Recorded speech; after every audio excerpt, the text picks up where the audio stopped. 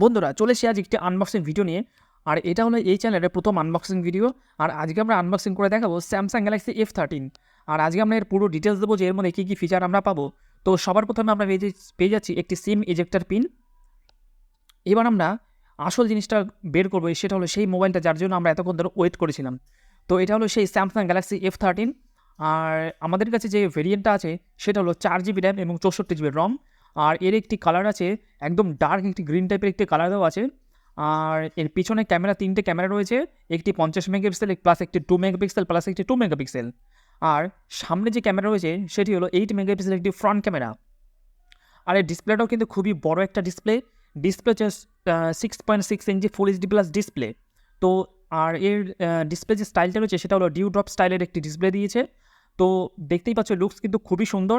তো আর এর সঙ্গে আমরা পেয়ে যাচ্ছি একটি 15 ওয়াটের ফাস্ট চার্জিং অ্যাডাপ্টার।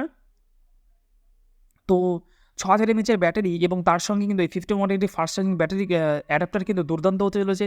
এবং তার সাথে আমরা পেয়ে যাচ্ছি একটি টাইপ সি কেবিল।